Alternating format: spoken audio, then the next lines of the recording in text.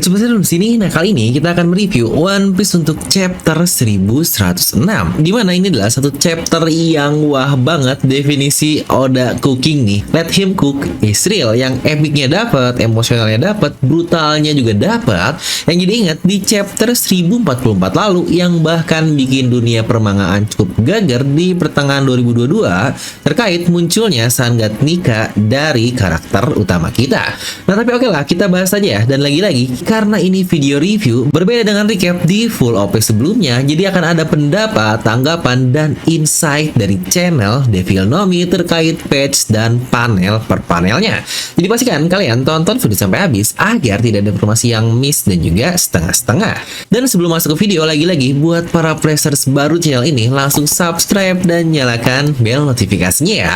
Nah, mari siapkan kopi, gila ini besar, pasang headsetnya, ambil posisi PW, and wadidaw. Nah, dimana judul dari chapter kali ini adalah On Your Side. Ya, kalau kita lagi-lagi mainin angka chapter, dimana kali ini adalah chapter 1106, dimana di chapter yang cukup serupa di 116 kita mendapatkan judul Giant atau raksasa yang jika digabung bukankah menjadi Giant On Your Side yang saling berhubungan dengan apa yang kita dapatkan di chapter ini. Dimana di sini pula kita masih mendapatkan cover request yang berisi Robin Chuan, dimana dia sedang mendandani buaya di pantai, dimana buayanya menggunakan pakaian yang bernama Lacosta. Yang tahu dong, pastinya ini adalah plesetan dari brand buaya terkenal yang bernama Lacoste. Yang aduh, sebut brand kayak gini ya siapa tahu masuklah jadi sponsor Devil Nomi, karena kalau beli sendiri mah mana mampu, harganya mahal-mahal guys. Nah, tapi oke lah, dimana kita akan langsung masuk ke review chapter, dimana kali ini dimulai dengan adanya sebuah kapal yang sedang menuju ke Egghead sambil berkata, mereka benar-benar melakukannya tepat seperti yang dikatakan di surat kabar. Ya benar, lagi-lagi buat yang lupa masalah timeline, di mana satu hari sebelumnya semua insiden yang kita lihat di Pulau Egghead ketika Luffy ini baru sampai, lalu juga pengkhianatan York dan terjebaknya semua orang di Pang-Record, di mana di saat itu berita pun mulai tersebar terkait Luffy yang katanya menyandra Vegapunk dan angkatan laut yang datang untuk membuat barikade yang sangat besar. Nah, itulah yang dikatakan oleh orang yang ada di kapal yang cukup misterius di awal dari chapter ini. Dan dari situ kita mendapatkan time skip satu hari yang tahu-tahu York sudah tertangkap, di mana Kizaru pun akhirnya masuk ke pulau, dan inilah kita saat ini. Dan kembali ke chapter juga, di mana di sini pula kita diperlihatkan Luffy yang sebelumnya kekenyangan, dia sudah bisa mencerna semuanya dengan sangat cepat. Yang ya emang kayak gitu kan, Luffy ini sangat cepat sekali mencerna makanannya. Di mana angkatan laut lumayan ragu untuk memborgol Luffy karena dia cukup takut juga nih. Yang jangan lupa ya, Luffy ini walaupun begitu, dia adalah seorang Yonko yang pastinya banyak ditakuti oleh semua angkatan laut. Ya takut-takut juga jika Luffy nantinya malah menyerang, di mana di sisi lain serangan meriam dari Buster Call pun sudah mulai terjadi di pulau ini. Jadi bisa dibilang angkatan laut dalam keadaan yang cukup parah lah di dalam Pulau Egghead. Yang lucunya di saat mereka memborgol Luffy dalam hitungan 3, 2, sebelum hitungan 1, kayaknya mereka menerima tembakan meriam, karena kita lihat nih orang-orang tadi sepertinya terbang seperti ini yang aduh, lagi-lagi kayak komik bocah banget. Lalu kita pun berpindah lagi ke lanjutan dari chapter lalu, di mana Vegapunk pun dia memberitahu kepada Atlas untuk memberitahukannya kepada Bone. Dia ternyata memiliki otoritas tertinggi yang dapat mengontrol semua pasifista.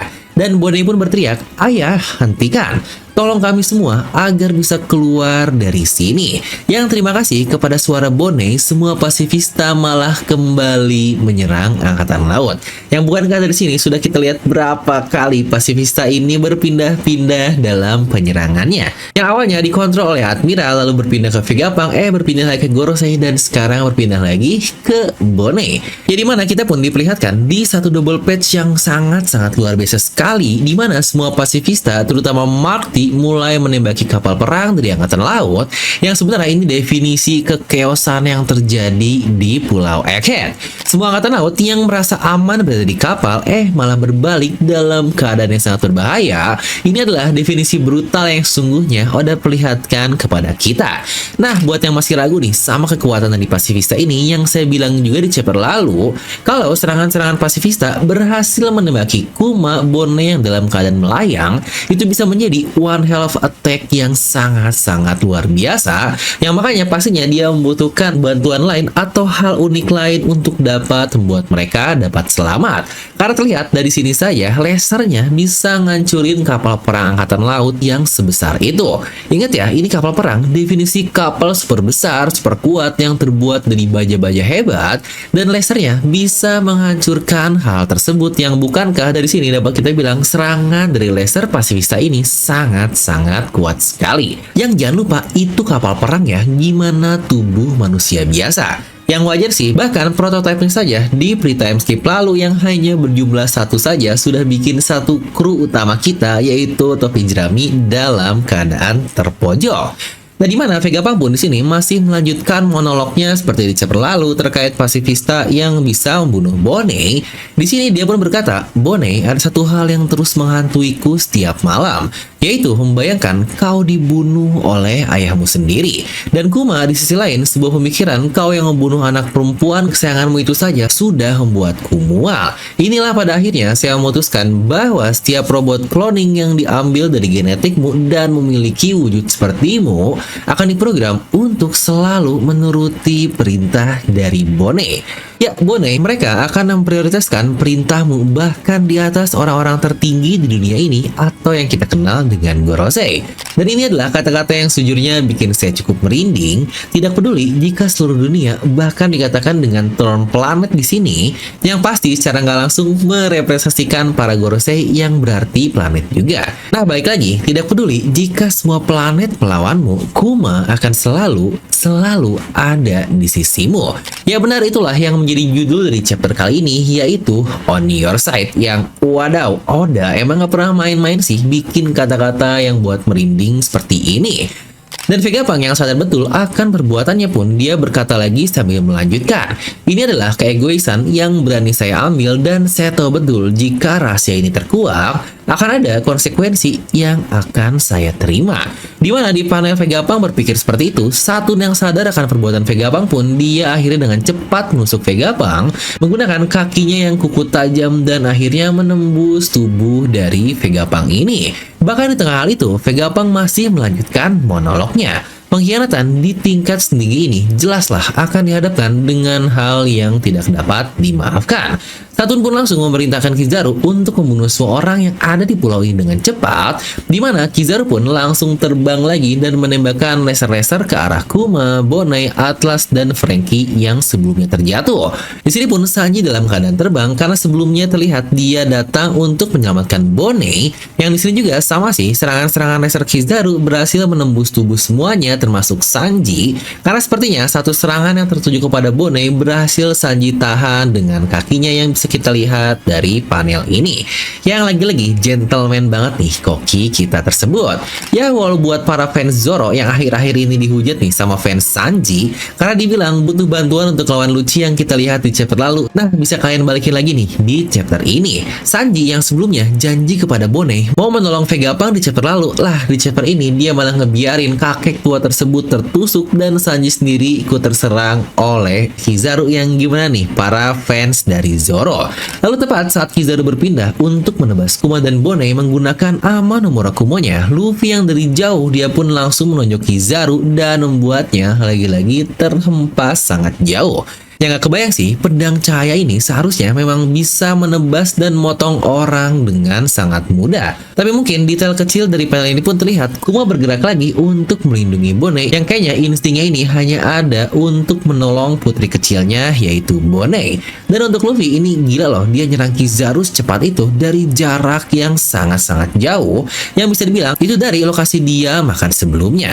Di sini pula Luffy yang memang sudah kembali ke mode Gear 5-nya, dia hanya tertawa seperti biasa. Ya, setelah snack tadi, aku kembali ke kekuatan penuhku.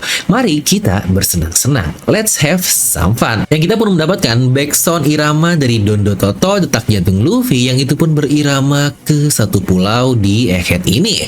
Dan di sini pula Luffy mengubah tanah di pulau Egghead menjadi karet, itu pun untuk menolong mereka-mereka yang terjauh, dan ini skalanya luas banget loh, gila banget.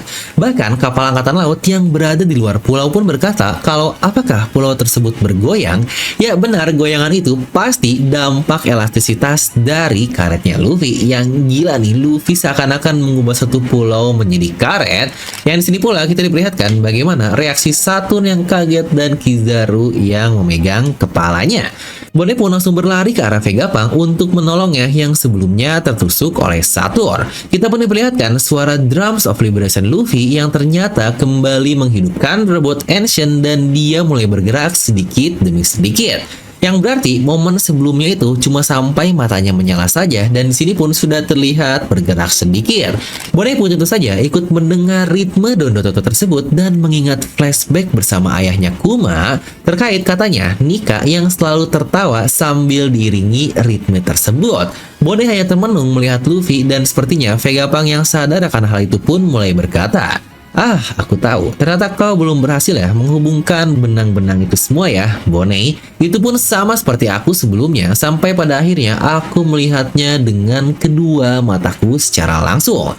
Ya benar, Luffy si topi jerami, bocah yang menarik perhatian ayahmu Kuma, dia adalah sang dewa matahari, Nika. Di mana momen Vegapunk berkata hal seperti itu, kita diperlihatkan momen super epic di mana Luffy yang sedang melompat di udara dengan gaya ala Nika yang pernah kita lihat. Yang makanya di awal saya bilang kan, ini persis seperti yang kita lihat di chapter 1044 lalu. Bahkan kata-kata awalnya pun sama. Di 1044 Luffy bilang, "I'm having fun." Di sini pun dia bilang lagi, "Let's have some fun."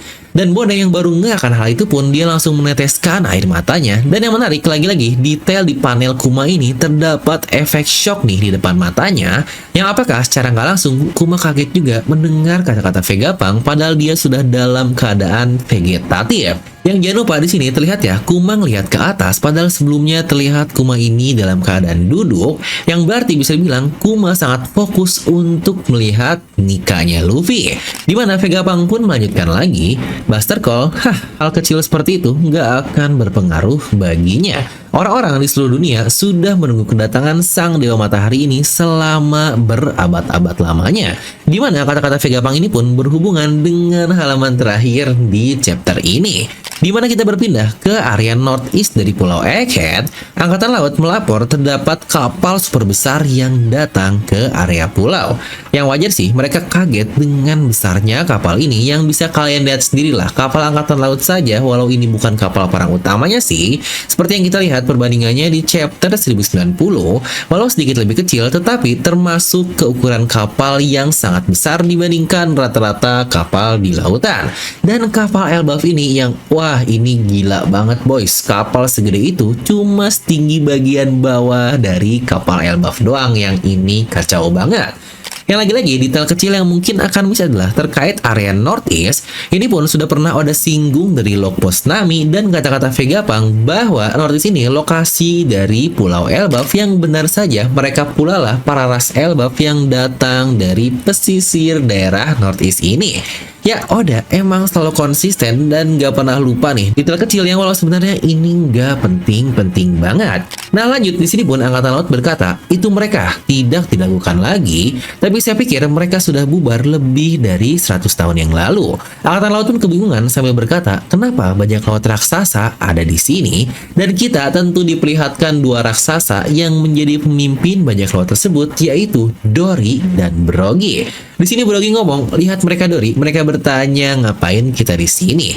Dan Dory pun menjawab, ya kamu nanya. Sungguh pertanyaan bodoh, apakah mereka tidak tahu ada beberapa hal yang tidak bisa dihentikan di dunia ini?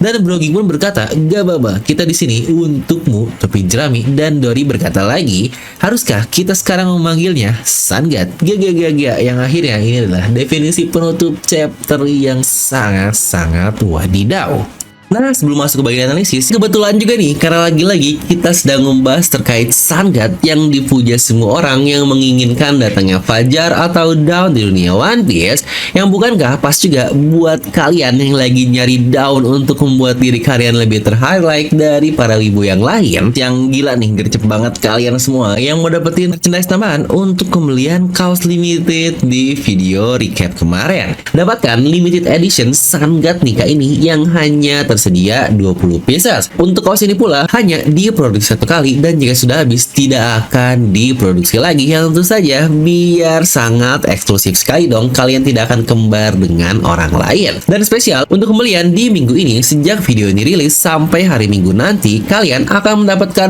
bonus merchandise tambahan mulai dari hoodie, kaos, lanyard, stiker, bahkan topi juga bisa kalian dapatkan yang wah ini wadaw banget. Hanya dengan 200.000 dimana kaos ini limited, kalian juga akan mendapatkan satu bonus merchandise lain yang kurang eksklusif apalagi coba. Dan buat kalian yang pingin bisa langsung klik link di deskripsi video ya. Yuk buruan, stok pun sudah semakin menipis, nggak akan diproduksi lagi loh limited, bisa langsung check out sekarang dengan klik link di deskripsi video. DNM, level up your Wibunas. Dan kita masuk ke sesi analisis yang jadi kesukaan kalian semua. Seperti biasa, buat yang cuma butuh review bisa langsung skip di bagian ini ya. Kita akan mulai dari bagian kok Dory dan Brogy dari Elbaf ini. Kok mereka bisa tahu terkait Sun God ini sih? Apakah Shanks yang ngasih tahu? Ya sejujurnya bisa aja sih kalau kita melihat bagaimana reaksi Shanks pertama kali saat ngelihat bounty dari Luffy di wujud nikahnya itu. Tapi bisa jadi juga kalau malah sebaliknya, alias Shanks lah yang tahu terkait Sun God dari para Elbaf yang loh kok bisa seperti itu? Karena ternyata setelah saya melihat beberapa di forum, website dan lain-lain, gak banyak juga nih orang yang sadar akan hal ini, dimana Elbaf adalah salah satu pulau yang sadar betul dengan yang namanya sosok Dewa Matahari atau Sun God, yang bahkan dia adalah pulau kedua yang membahas terkait Sang Dewa Matahari ini. Dimana pertama kali kita dengar dari flashback Norland dan Calgara, yaitu di Sandora tepatnya 400 tahun yang lalu. Ya benar, kita melihat hal ini juga dari flashback Big Mom yang terjadi cukup lama, yaitu 60 tahun yang lalu di chapter 866 dan 867. Dimana mungkin cerita dikit ya, agar kalian makin jelas konsepnya kenapa Elbaf bisa tahu akan hal tersebut. Dimana negeri Elbaf sendiri terdapat ritual atau festival yang dinamakan sebagai Winter Solstice. Ini adalah festival yang dilakukan untuk kedatangan matahari setelah mereka melewati musim dingin atau winter yang cukup panjang. Ini pun dilakukan dengan mereka semua berpuasa selama 12 hari dari makanan dan hanya boleh minum doang, agar ketika nanti matahari telah terbit muncullah rasa syukur mereka yang semakin kuat. Ya lagi-lagi bukan konsepnya sama dengan puasa yang biasa kita lakukan. Dimana dari ritual ini aja udah membuktikan betapa Elbaf memuja yang namanya sun atau matahari. Nah tapi bukankah kita semua tahu terdapat insiden tantrum makanan dari Big Mom kecil yang terjadi pada saat itu? Dan kalian tahu apa yang Mother Carmel katakan untuk menenangkan semuanya? Di situ Mother Carmel berkata, Sang Dewa Matahari, Sun God lah yang membawa ketenangan dari sebuah musibah. Ya benar, menurut saya itulah alasan kenapa Dory dan Brogy tahu, karena hal ini pula berhubungan dengan isi chapter dari 1106 sekarang, yaitu saat Vegapunk bilang orang-orang di seluruh dunia sudah menunggu kedatangannya selama berabad-abad. Dan kata-kata dari Dory dan Brogy pun bukankah menjawab kata-kata dari Vegapunk ini. Di sini mereka berdua berkata, kita datang karena topi jerami atau mungkin perlu kita sebut sebagai Sun God. Yang memang sedalam itulah hubungan Nika dengan Elbaf, yang kalau kalian sadar hampir semua ras dan suku-suku unik yang ada di dunia One Piece, mulai dari Fishman, Ming, Lunarian, Sandora, Buccaneer, mereka memiliki hubungan terkait Nika yang tentu saja ada hubungan dengan Joy Boy. Ya tapi kalau kita bahas lengkap terkait hal ini bisa jadi satu video full super panjang lah yang bakal kita bahas di video terpisah, dimana kalau kalian pingin 1000 like dulu di bawah dan kita akan buat untuk video terpisahnya. Nah tapi sadar atau tidak, kedatangan dari dua Elbaf ini bukankah pas banget dengan semua desperate terkait rute pengkaburan menggunakan Vega Force yang awalnya bukankah rutenya memang menuju ke pesisir Northeast? Dan dengan hancurnya Vega Force, mereka harus melawan barikade dari angkatan laut yang sangat banyak sekali di daerah tersebut. Tapi hancurnya barikade ini oleh Dory dan Brogy bukankah membuat rencana awal mereka menjadi semakin baik dan terbuka lebar akibat ulah dari Elbaf ini? Ya bukankah Northeast ini menuju ke Pulau Elbaf yang ternyata benar-benar dibuka oleh ras mereka secara langsung, yang wadidaw nih, ini definisi connecting the dots oleh Oda Sensei. Yang dari sini juga saya jadi cukup sadar sih, kenapa ras Elbaf sebegitu ditakutkannya oleh dunia. Ya kalau dilihat-lihat, manusia di dunia One Piece ini terhitung cukup normal lah ya. Mereka tidak banyak yang memiliki kekuatan penghancur masif seperti di serial-serial sebelah yang dapat memotong gunung, ngancurin meteor, dan sebagainya. Hal ini pun terbukti dari kata-kata seorang dengan pangkat yang cukup tinggi, yaitu Rear Admiral Kujaku, di mana ketika dia melihat tangan batu dari Pizarro, di situ dia bilang jika itu kemampuan yang sangat masif. Ya ini pun jangan kita bandingin lah sama karakter-karakter anomali seperti Garp dan para Yonkou. Jadi bukankah tidak aneh kenapa sosok keras Elbaf yang notabene raksasa punya kemampuan penghancur beratus-ratus kali lipat dibandingkan manusia normal. Yang kita lihat juga di chapter ini, mereka bisa ngancurin kapal perang angkatan laut dengan sangat easy sekali.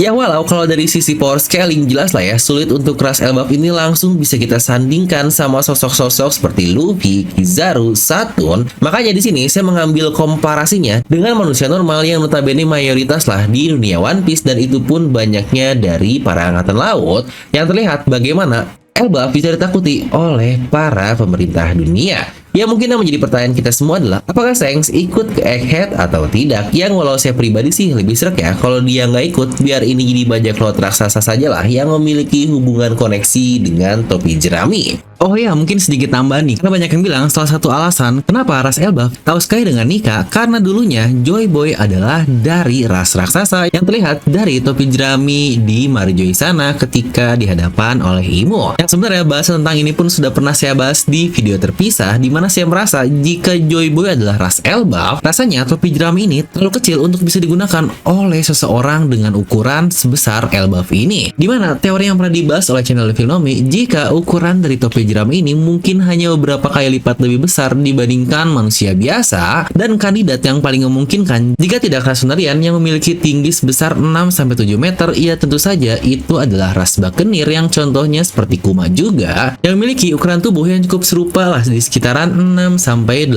meter tersebut. Karena lagi-lagi jika dari ukuran ini, topi tersebut terlalu kecil untuk seseorang dengan ras Elbaf, tetapi terlalu besar untuk tubuh manusia biasa seperti Luffy dan yang lainnya. Nah lalu terkait pasifista di video review sebelumnya, bukankah kita pernah membahas bagaimana jika robot-robot itu memiliki hasrat Buccaneer karena diambil dari genetik Kuma, dan akhirnya mereka nggak akan menyerang Bone alias malah membantunya. Ya walau konteksnya sama, tetapi konsepnya saja yang berbeda, karena di sini dikatakan pasifista membantu Bone, tetapi alasannya karena Bone diberi hierarki tertinggi dengan pasifista yang memiliki wujud ayahnya tersebut. Yang seharusnya dan ini minimal Seraphim Esbir lah dari Kuma juga bakal bisa Bone kontrol. Yang lagi-lagi ini bakal menjadi satu privilege yang sangat luar biasa yang dimiliki oleh bocah Bone tersebut. Bayangin kalian mengontrol puluhan pasifista yang bahkan ketika prototipe saja dari insiden Marineford itu saja sudah OP banget dan bisa menghancurkan bajak laut yang berada di New World. Lah ini sekarang adalah Mark III yang jauh lebih kuat.